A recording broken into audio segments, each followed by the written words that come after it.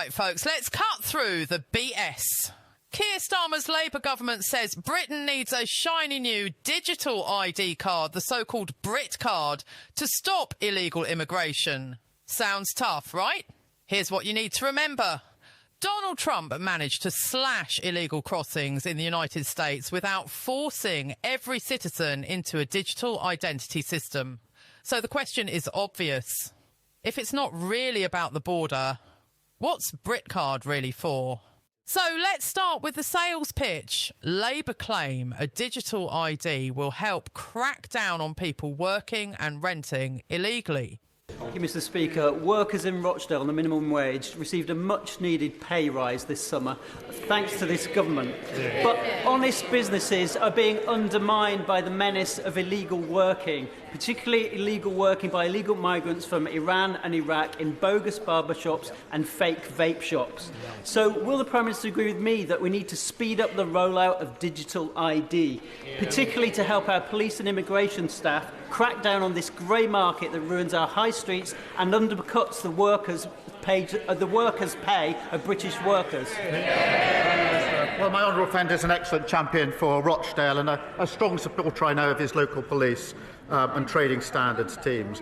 Since we came to power, Mr. Speaker, we've ramped up enforcement raids on illegal working. Arrests have gone up by 50% and we're tightening the law on delivery drivers. Digital ID will help us tackle illegal working, and we're rolling out the use of e-visas to have digital records of immigration status and checks to allow on-the-spot checks of anybody's right to work. You'll hear the line over and over, if everyone has a Britcard, then only legal residents can get jobs or housing. But there's a hole in the story big enough to sail a dinghy through. Most of Europe already has mandatory ID cards. France, Germany, Spain, Italy, and guess what? They still struggle with illegal immigration. Identity cards haven't magically stopped people from crossing borders or working in the shadows. So if the evidence shows these schemes don't actually work, then why are Labour pressing ahead? Simple. The immigration angle isn't the reason, it's the excuse. This is where things get interesting. A universal digital ID isn't really about migrants, it's about you. It's about creating a permanent system of monitoring and control that captures every citizen, every transaction, every interaction. Think about it. Once everyone is enrolled in Britcard, the government has the technical ability to link it to your bank account, your NHS records, your job, your travel, even your online activity.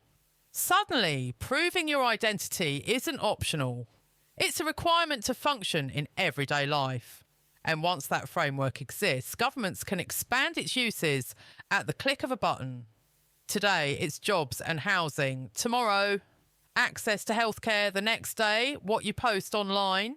So why is Labour so obsessed with this? Well, to understand, you've got to look at who's whispering in Starmer's ear. Enter Tony Blair. Back in the 2000s, Blair tried and failed to roll out ID cards in Britain. The public rejected it. But now, through his Tony Blair Institute, he's back. And he's convinced digital ID is inevitable. And let's not forget, Blair has deep ties to big tech and billionaire donors who see digital identity as a goldmine of data. Starmer's government has quietly been lifting policies straight out of Blair's playbook, and just like Blair, they're dressing it up as modernisation. But make no mistake, this isn't about modernising Britain. It's about handing more control to the state, while big tech makes a fortune managing the infrastructure. But here's where the stakes jump up to a level never seen. A digital ID isn't just a card, it's the key that unlocks the next big project, the digital pound, or central bank digital currency. Why does that matter? Because CBDCs are programmable money. Every pound you spend can be tracked, monitored, and even restricted. Imagine being told your money will only work on approved items, or that it expires if you don't spend it fast enough, or that your account has been frozen because of what you posted online. None of that is possible without first having a universal ID system. That's why Britcard is so important to them. It's not about stopping the boats, It's about laying the groundwork for total financial and digital control. And let's not forget the practical problems. A smartphone-based digital ID is inherently exclusionary. Millions of Brits, the elderly, the poor, the digitally excluded, don't own or can't afford the latest devices. Are we going to tell them they can't work, rent, or even access services without one?